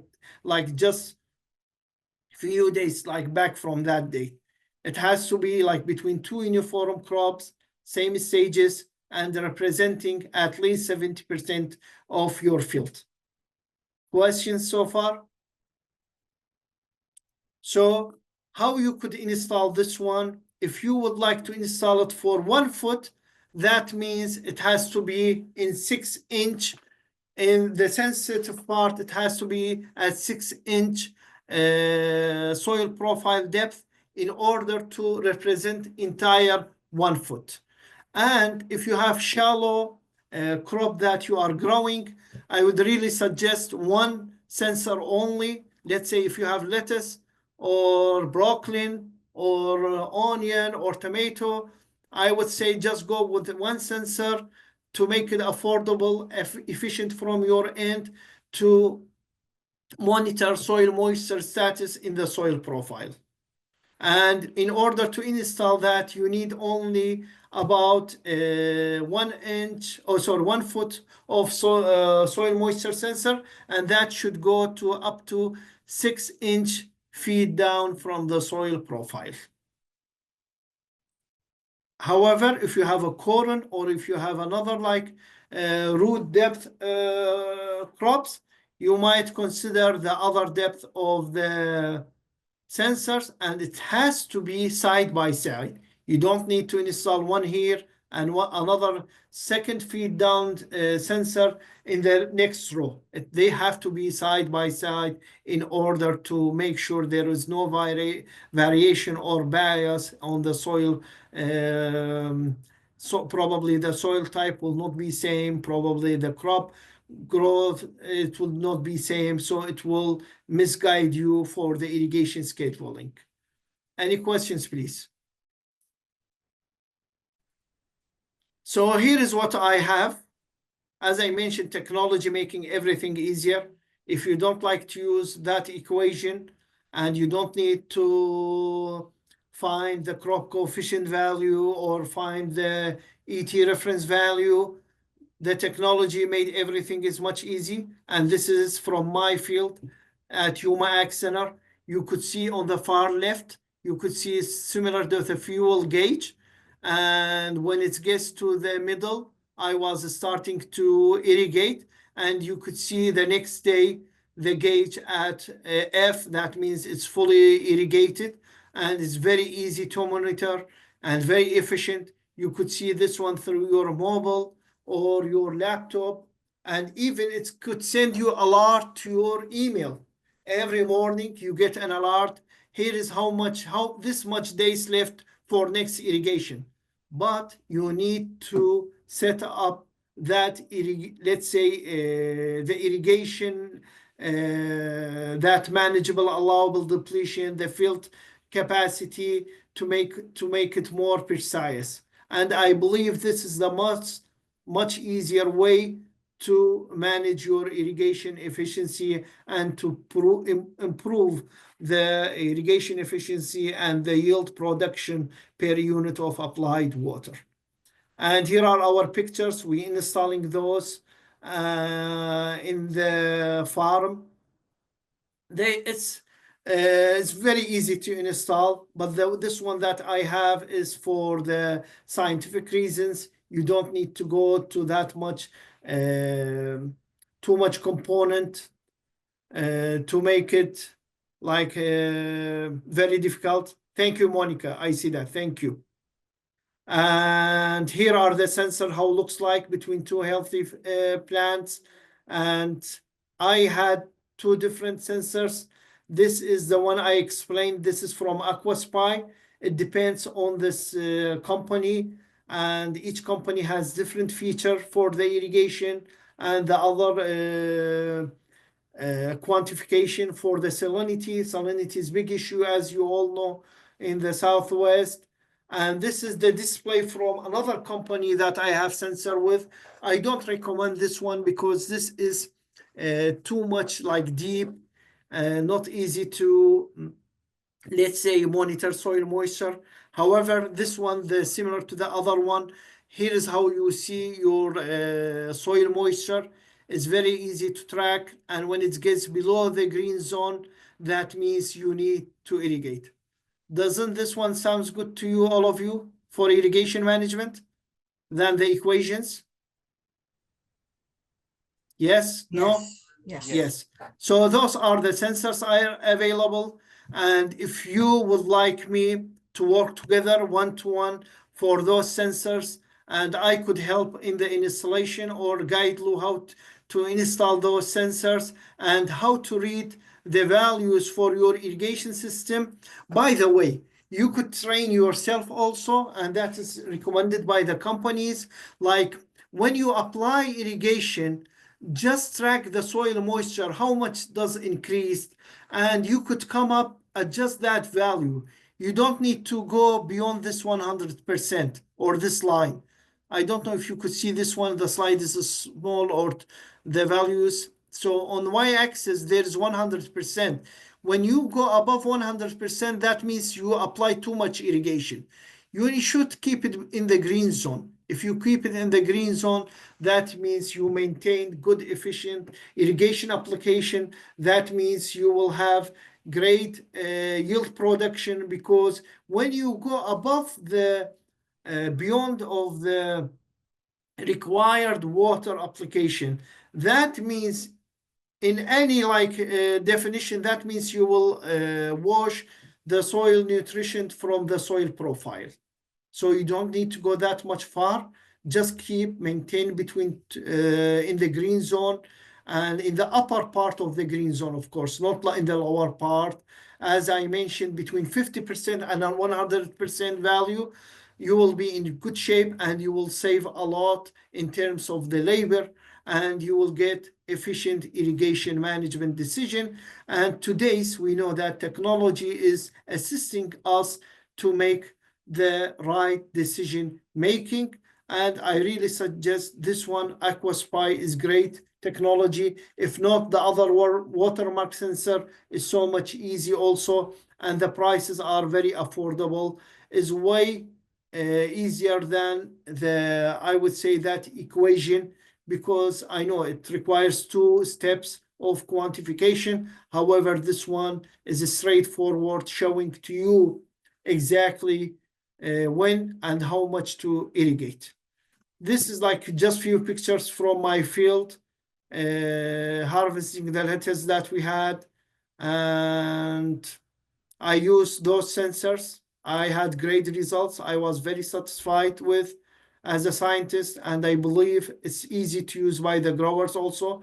And I will be happy to connect you with any company in your desire. That is up to you. And of course, on the top of that, my advice is always available to guide you to the right people, to the right product that works for Arizona's environment. So the take-home message here from our today's lecture: use soil moisture sensor to irrigate only as needed. That is our objective, as needed, not over or less irrigate, as needed. And you could use monitor weather variables to track ET references. I realized majority of you are not interested on that way. So I would take the route of the soil moisture sensor, which is way easier. And today we are in the technology days. It's much easier for us to utilize sensors than make that calculations, if that is your desire, of course. However, I'm available to explain that for you as I committed in the beginning of the lecture, and I don't get bored. Ask me as much question as you want. And more importantly, you need to understand your soil. You need to understand your crop that you are growing. You need to read about it a little bit. For the soil, there are easy ways to use USDA maps. It will tell you what kind of soil you have. Or if you are so much interested to understand that more deeply, we could take soil samples and send it to the soil lab. If you are you would like to be more precise and you would like to know exactly what soil type you have, how much is the organic matter, how much is the field capacity, you may use take soil samples and send it to the trusted lab. If you need my recommendation, drip irrigation is the best option to save irrigation, and it's much easier than the sprinkler. However, the second option, sprinkler, but flood, it's okay, but not the best. And last thing, maintain your system, check it, clean it, and use filter if it's for drip irrigation. Other than that, I believe you will be in good shape.